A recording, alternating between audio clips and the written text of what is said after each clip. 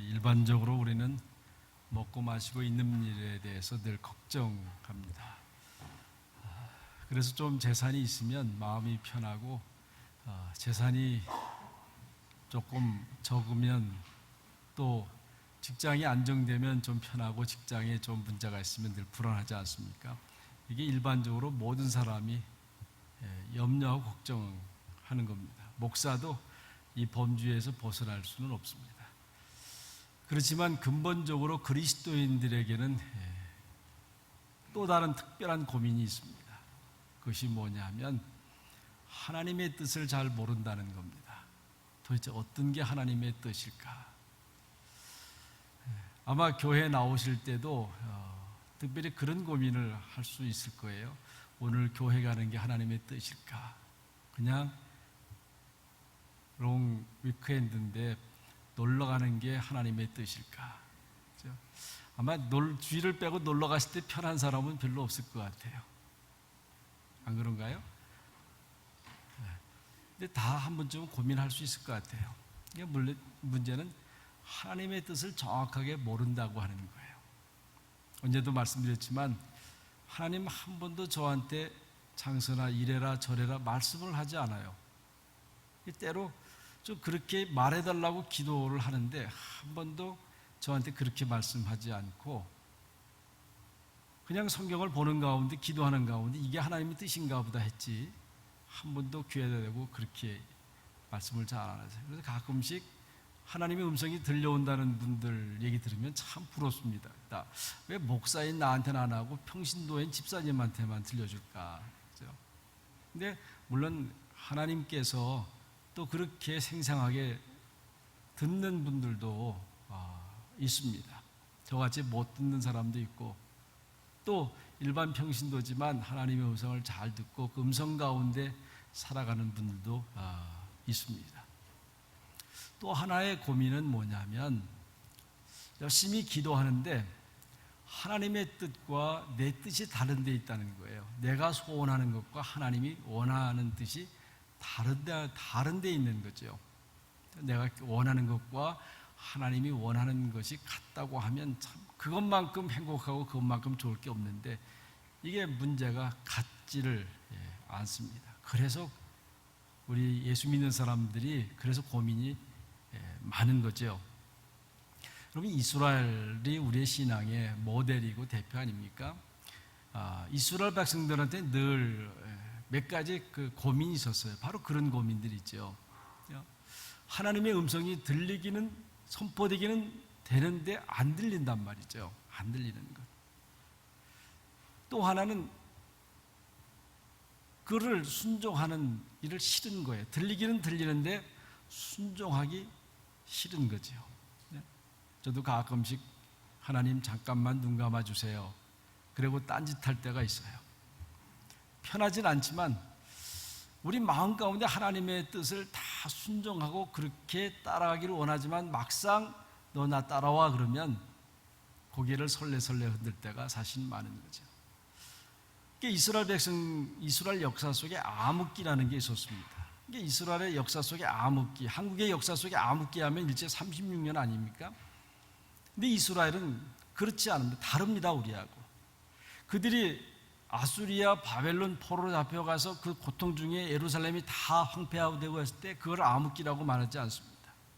그때는 그 어려운 가운데서도 하나님의 말씀을 전하는 사람도 있었습니다. 그리고 그 말씀을 들을 수 있기도 했습니다. 그런 시대를 암흑기라고 말하지 않고 하나님의 말씀을 전하는 사람이 없을 때예요. 그 이스라엘 역사 속에 400년 동안 어느 누구도 하나님의 말씀을 전하지 않았어요.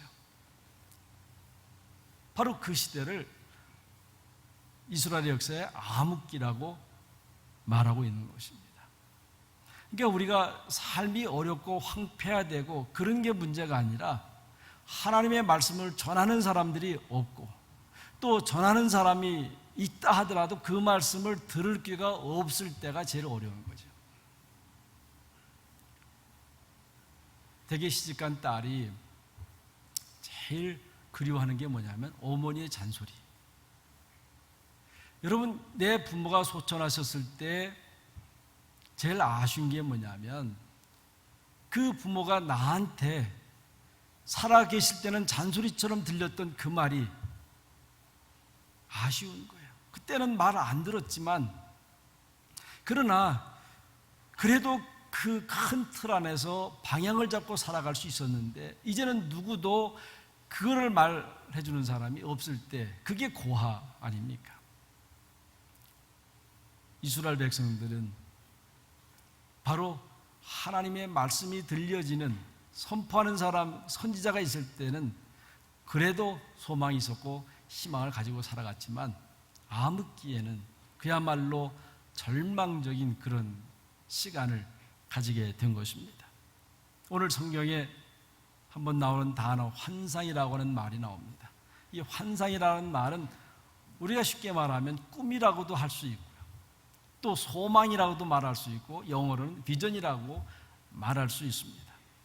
그런데 우리가 말하는 이 표현은 두 가지 측면에서 생각할 수 있어요. 하나는 인간적 측면에서 생각할 수 있습니다. 아마 우리도 강한 열망이 있어요. 미래에 대한, 하나님 나는 이런 모습으로 살고 싶습니다 하면 어떤 생각이 돼요? 꿈속에서 그런 집이 나타나요. 꿈속에서 그런 자동차를 타고 가는 그런 거 꾸지 않습니까? 다시 말하면 미래에 대한 그 욕구가 꿈속에서 나타나게 되는 거죠. 그래서 어떤 데는 꿈을 꾸다가 깨려고 하는 시간에 그 꿈속에서 기도한다니까, 하나님 눈 좀 안 뜨게 해주세요. 너무 좋은 거예요. 너무 좋은 거. 또 어느 경우에는 과거에 매여서 강박관념을 가지고 살아갈 때가 있어요. 그래서 우리가 자다가 가위 눌린다 그러지 않습니까?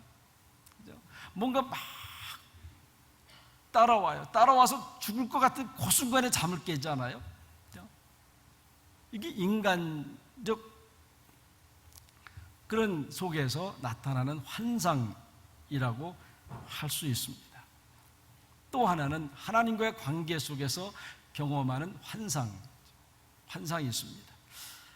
여러분, 사람은 통상적으로 세 가지로 구성이 되어 있다고 그러지 않습니까? 하나가 육체적으로 되어 있어요. 이게 우리의 육체 아니까, 흙으로 와서 흙으로 가는 이 육체. 또 하나는 정신적 기능이 있지 않습니까? 정신적, 마음.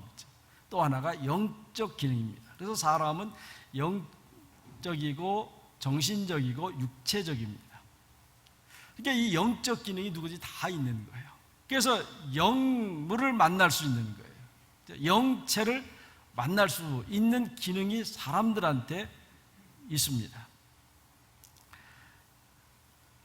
그래서 우리가 이 영적 기능을 가지고 있기 때문에 그 영적인 그분을 만났을 때 우리는 그 영적으로, 정신적으로, 정신을 지배할 수 있고 육체를 지배할 수 있는 거예요. 그러니까 영적으로 강한 사람들은 바로 이것을 극복해 나가는 그러한 사람들이라고 할 수 있습니다. 아마 예수를 믿든지 예수를 안 믿든지 영적 존재를 만날 수 있습니다. 이거를 신학적 용어로는 에로스적 환상이다, 그렇게. 또 때로는 심리학적으로는 피크 익스피리언스라고 합니다. 또 우리가 잘 아는 단어 중에 엑스터시라고 하는 단어가 있습니다. 아주 절정에 이르는 거죠. 절정에 이르는 거예요. 그런데 하나님은 어떤 존재입니까? 영적인 존재예요. 영적인 존재. 적어도 이 영적인 존재는 뭐냐면 물질적 세계를 초월하고 자유롭게 다니는 거예요. 예수님께서 부활하시고 승천하시는 그 시기에 우리한테 그걸 보여주는 사건들이 있습니다. 그래서 그 예수님은 육체와 영적인 것이 같이 있어요. 그래서 거리에 상관없이 먼저 가 계시고 또 어떤 벽에 상관없이 그냥 드나들기도 하세요. 이게 예수님이 부활하시고 승천하신 그 사이에 제자들에게 보여주신 그런 모습이라고 할 수 있습니다. 그런데 그 예수님, 그런 예수님을 우리가 어떻게 만나느냐 하는 거죠. 그런 하나님을 우리가 어떻게 만나느냐 하면 사실은 내가 영적이지 않냐면 그 하나님을 만날 수 있는 방법이 없어요. 방법이 없어요. 그래서 하나님이 우리 육체적, 정신적으로 그렇게 지배를 받고 사는 사람을 만나기 위해서 어떻게 했다고 그랬어요? 빌립보서 2장에 보면 하나님과 본체가 같지만 예수님이 똑같은 분이지만 그분이 종의 형체를 가져 사람들과 같이 되었고 사람이 모양이 돼서 그렇게 했어요. 이게 하나님께서는 아무리 인간을 만나고 싶어도 만날 수가 없어요. 가까이 와도 그 사람은 그 하나님을 알아볼 수가 없어요. 그래서 종의 형체를 지고 사람의 모양으로 인간의 문화 속에서 만나는 거예요. 그래서 우리 전도를 그렇게 정의하지 않습니까? 문화라고 하는 옷을 입고 복음이 문화라고 하는 옷을 입고 전해진다. 그래서 한국 사람은 죄송하지만 서양 교회 가면 복음을 제대로 복음으로 들을 수 없어요. 제대로 이해할 수가 없는 거예요. 그러니까 한국 사람은 한국 문화라고 하는 그 복음이 옷을 입고 전해질 때 아, 복음이 이런 거구나 그렇게 이해하는 거예요. 그래서 여기서 이렇게 살아도 우리가 한인교회라고 하는 걸 만들고 여기서 같이 예배하는 것은 바로 그런 겁니다. 또 우리 요한복음에 보면 말씀이 육신이 됐다 그랬잖아요. 거기서 나오는 게 말씀이라는 게 뭐냐면 구약의 말씀이에요. 구약의 말씀. 그 말씀이 이제 우리가 눈으로 볼 수 있는 육체가 됐다 그랬어요. 육체가 됐다. 그렇게 해서 우리가 하나님을 만날 수 있는 것입니다. 근데 그 하나님은 인간을 만날 때 굉장히 인간적 모습으로 만나요. 그래서 우리 구약에 보면 범죄한 아담과 하와를 부를 때 정말 저는 그거 볼 때 그냥 아담아 있죠. 그 아담과 하와는 죄를 져서 지금 숨어 있는데 얼마나 부드럽게 부르셨을까. 정말 죄를 지은 아담과 하와에게 죄를 생각하지 못할 정도로, 죄를 깨닫지 못할 정도로 그렇게 해 나오지 않아요? 그렇게 나오는 거죠. 굉장히 지극히 인간적인 방법으로 부르시고 있다는 거죠. 그래서 성경에 보면 아브라함의 하나님, 이삭의 하나님, 야곱의 하나님, 요셉의 하나님 주잖아요. 여러분, 사람은 하나님이 특별해서 부르는 게 아니에요. 여러분이 특별해서 여러분만 부른 게 아니고요. 하나님이 여러분을 부르셨기 때문에 우리는 특별한 사람이 된 것입니다. 그래서 이 만남의 과정을 우리는 환상이라고 그래요. 호리마라고 하는데 특별히 사도행전에서만 이 단어를 많이 써요. 근데 이게 누가 썼습니까? 의사인 누가가 썼어요. 제일 이성적이고 과학적인 누가라고 하는 사람이 사도 바울과 하나님 사이에, 예수님의 제자들과 하나님 사이에서 일어난 그 사건들을 보면서 이것은 환상이고 비전이고 그 만남 속에서 어떤 역사들이 이루어지고 있는가 하는 것을 기록한 것이 사도행전이라고 할 수 있습니다. 사도행전 9장에 보면 사도 바울이 다메섹 가다가 환상 중에 예수님을 만나지 않습니까? 그 만남의 그 극적 사건이 사도 바울의 인생을 180도로 바꿔놓는 거예요. 그 전에는 예수 믿는 사람을 앞장서서 잡아다가 고소하고 죽이도록 그렇게 분위기를 만들어가고 그러지 않습니까? 그러다가 그가 환상 중에 예수를 만나고 난 다음에 완전히 180도 바뀌어서 예수를 전하는 사람이 돼요. 얼마나 지독한 사람이냐면 아무리 이제 사도 바울이 변했다고 하고 이제는 정말 예수의 사람이 됐다고 바나바가 그렇게 사람들한테 이야기하지만 아무도 안 믿어요. 아무도 안 믿어요. 오히려 그것 때문에 교회가 더 분란이 생기고 그래서 어쩔 수 없이 바울을 빼서 고향으로 보내지 않습니까? 그만큼 사람이 달라지는 거예요. 그런데 우리는 환상하면 어떤 생각해요? 현실하고 동떨어진 비이성적 사건으로만 되게 생각하잖아요. 그래서 어느 분들은 막 주문처럼 미래요. 그죠? 언제도 얘기했지만 오늘 갔더니 막 할렐루야를 계속 하라고 그래요.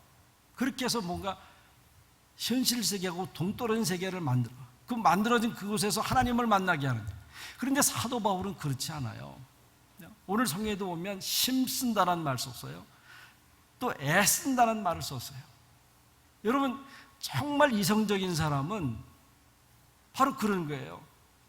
우리가 뭘 바꾸고 싶고자 할 때, 변화받고 싶고자 할 때는 바로 애씀이 필요한 거예요. 노력하는 게 필요하고 시도하는 게 필요해요. 그렇죠? 때로 우리 신앙을 감나무 밑에서 감 떨어지는 것처럼 입을 벌리고 있는 사람들이 있기도 해요. 여러분, 첫날을 그렇게 해도 감이 떨어지지 않아요. 그렇죠? 이 감이 내 거라고 하면 올라가서 따야 되잖아요. 위험해도. 그렇죠? 그래야 내 입에 들어오는 거예요. 여러분, 신앙도 그런 거예요. 이것이 하나님의 뜻이라고 그게 믿어지면 그 다음에 다음 단계는 애써야 돼요. 노력해야 되고 시도해봐야 되고 그렇게 해서 그게 내 거가 되는 거예요.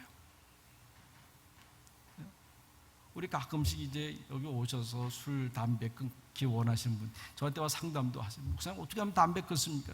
안 피면 되지. 안 피면. 그런데 자꾸 생각나고 자꾸 입에 들어가는데 어떻게 합니까? 하다 보면 언제까 끊어질 때가 있지.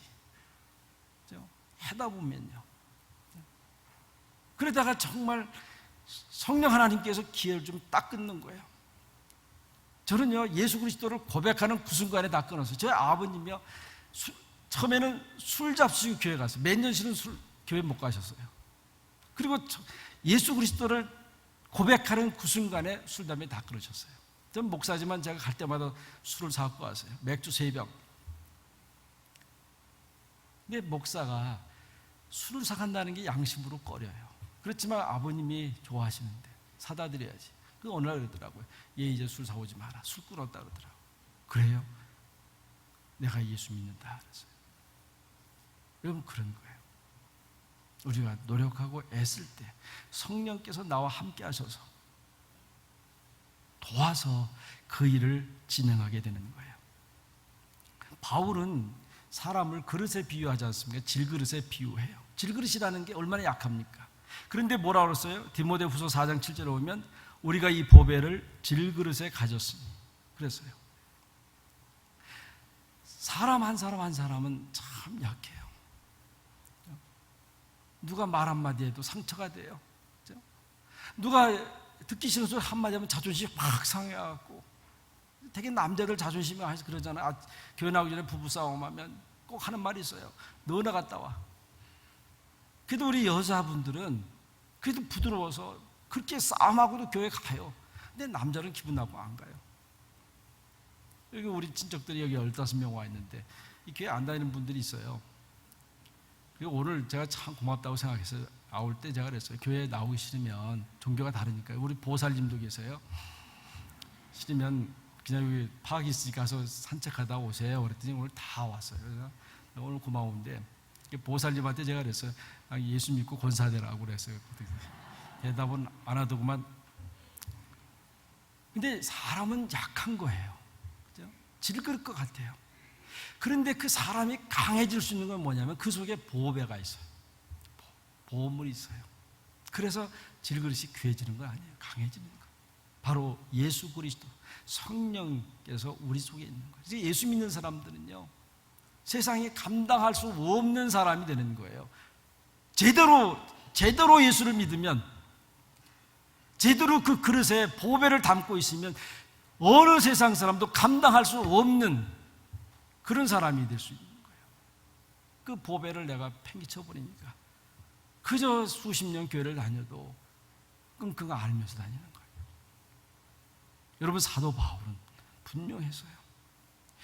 자기는 질그릇 것 같은데 그 속에 보배 되신 예수 그리스도께서 계셔서 그 고난 중에도 굴하지 않고 뒷걸음치지 않고 계속해서 앞으로 가지 않습니까? 이것이 바로 그리스도인들의 모습이라는 거예요. 로마서 1장에 보면 사도 바울이 편지를 쓰면서 정말 로마에 가고 싶은 간절한 마음이 있어요. 그래서 기도해서 하나님, 나 로마 좀 보내주세요. 여기 소아시아에서 복음 전할 때 만났던 그 귀한 사람들을 한번 만나고 그들이 어떻게 교회를 운영하고 있는지 한번 보아서 봤으면 좋겠다고 기도했는데 길이 안 열리는 거예요. 그래서 13절에 오면 지금까지 길이 막혔다, 그렇게 고백하고 있습니다. 사도 바울은 그렇게 대단한 분이지만 어떤 일을 억지로 진행하지 않았어요. 순리를 잘 받아들였어요. 순리를. 그 순리 속에서 하나님의 뜻이 뭔가 하는 것을 계속해서 묵상하고 찾아내고, 일단 하나님의 뜻이라고 그것이 믿어지면 그걸 그대로 받아들여요. 그리고 그동안 자기가 계획했던 일들, 자기의 그런 경험들, 자기의 지혜들을 다 포기하고 그대로 하나님의 뜻에 의지하고 순종하고 과감하게 밀어붙이는 것을 보게 됩니다. 6절에 성령이 아시아에서 말씀을 전하지 못하게 하시거나, 또 이제 복음 전하다가 자기 계획이 다 세워져 있었어요. 지금의 터키 지방을 두루 순회하면서 복음 전하기를 원했어요. 그런데 말씀을 전하지 못하게 했다 그랬어요. 여러분, 우리는 어떤 사건이 생겼을 때, 내가 원하지 않는 사건을 만났을 때 우리는 어떻게 그거를 표현하고 있습니까? 하나님이 나를 벌 줬다, 하나님 나를 고통을 줬다. 단순히 육체적, 정신적 경험한 것을 표시하는데 사도 바울은 핍박을 받았다는 얘기를 하지 않아요. 내가 복음을 전하다가 어려움을 당했다고 말하지 않고 하나님이 나로 하여금 말씀을 전하지 못하게 하시거늘, 그렇게 표현하고 있습니다. 이렇게 하나님을 모르는 사람과 하나님을 아는 사람의 표현이 달라요. 우리 아다르고 어다르다고 표현하지 않아요? 어떤 사건을 놓고 그 표현에 따라서 내 마음이 달라져요. 내 행동이 달라집니다.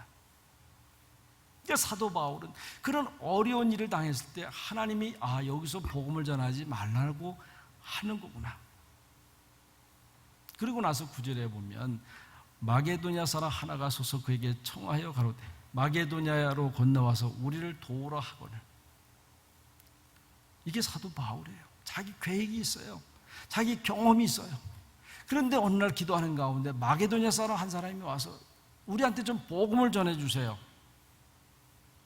그래요. 여러분, 만약에 우리가 이렇게 됐을 때 어떻게 하겠습니까?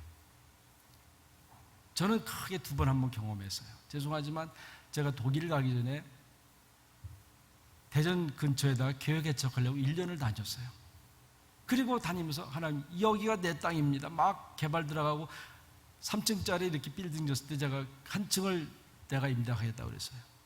그러다가 독일 갔어요. 또 이 교회 오기 전에 제2공항 거기에 그 동네가 생겼어요. 그래서 이제 저는 교회에다가 그냥 미리 사표를 냈어요. 나는 이제 이 교회에서 그만합니다. 해놓고 사표를 내놓고선 개척지를 찾았어요. 막 찾고 있을 때 이 교회에 부름을 받았어요. 지금도 마음 가운데는 아쉬움이 있어요. 하나님, 그래도 평생에 교회 하나 개척하고 하나님 앞에 가면 좀 떳떳할 텐데, 그런 아쉬운 마음이 있지만은 하나님이 나한테는 개척의 은사를 안 주신 거구나. 아마 개척했다면 너도 죽고 교회도 죽고, 그렇게 생각되는 거예요. 그렇게 되니까 위로가 되는 거예요. 미련은 없어요. 여러분, 우리 하나님께 우리의 귀를 열어놓으면 하나님이 우리를 막으세요. 그렇지만 막는 것을 경험하신 분은 하나님이 길을 여는 것도 경험하는 거예요. 이게 하나님이에요. 그래서 우리가 피할 길을 내신다고 그러잖아요. 감당할 시험밖에 감당할 수 없는 건 안 주신다 그랬어요. 여러분, 사업하시다가 안 될 때 기도를 많이 하시고요. 그러면 하나님이 말씀해 주세요. 다른 길을 열어놓고 있다고 하는 거예요. 그래서 이 환상을 따라가는 사람은 절대로 좌절이나 실패라고 하는 말을 하지 않습니다. 이런 환상에 끌려 살아가는 사람은 절대로 낙담하지 않습니다. 오직 용기만 있을 뿐이에요. 이대로 이 일을 하다 죽는다고 하더라도 바로 이것이 하나님의 뜻을 이루어 가는 것이라고 그렇게 고백하게 되는 겁니다. 여러분, 거기에 새로운 창조의 역사가 생기는 거예요. 바울은 아시아에서 복음을 전하기로 계획했지만 그 마게도나 사람 한 사람이 와서 우리를 도우라고 하는 그 소리에 자기가 계획했던 모든 것을 포기하고 유럽으로 건너가는 거예요. 그래서 신학을 연구하는 분들은 오늘의 이 기독교 역사가 예수의 역사냐 바울의 역사냐는 것을 계속해서 연구해가요. 그래서 바울 신학자들은 지금의 기독교 역사는 바울의 신학의 역사다 그렇게 정의를 해요. 그만큼 바울이 가지고 있는 그 신앙과 그가 가지고 있던 신학적 성향들이 오늘날 개신교가 가지고 있는 모든 것에 영향을 끼쳤다고 하는 거예요. 예수님께서 이 땅에 오셔서 복음의 핵심을 말씀하셨다고 하면 그것을 꽃을 피우신 분은 바로 사도 바울이잖아요. 유럽의 역사는 바로 사도 바울의 신학의 역사라고 그렇게 말하고 있습니다. 그래서 환상에 따라 환상에 끌려 사는 사람들은 항상 긍정적입니다. 그리고 적극적이고 좌절이라는 게 없어요. 더 나아가서는 어떤 환경을 맞이하더라도 굴하지 않아요. 그것 때문에 멈추지 않습니다. 여러분, 신앙이라는 게 무슨 말입니까? 신앙은 이렇게 정의할 수 있어요. 과거에 의해서 현재를 보는 것이 아니라 미래에 약속된 것을 부여잡고 현재를 보는 것이다. 이게 신앙하는 사람들의 태도예요. 과거에 의해서 오늘 살아가는 사람이 아니고 미래의 그 약속을 가지고 오늘 살아가는 사람. 여러분, 농부가 씨앗을 뿌리고 풀을 뽑아주고 하는 모든 과정을 잘 참고 견뎌내는 것은 뭐냐면 가을에 풍성하게 열릴 그 열매를 바라보고 하는 거예요. 그래서 힘들어도 참아요. 힘들어도 견뎌내요. 그리고 들판에 누런 열매가 열리게 되면 그것으로 보상이 다 돼요. 보상이요. 여러분, 이 땅에서 우리가 살아가는 것 때로 힘들고 어렵고 그렇지만 하나님 앞에 서는 그 마지막 때 그 보상을 바라보고 하는 거예요. 그리고 그때 가면 모든 걸 다 보상받게 되는 것입니다. 본문 말씀 마지막에 10절에 보면 우리를 부르신 줄을 인정함이라. 우리를 부르신 것을 인정하노라.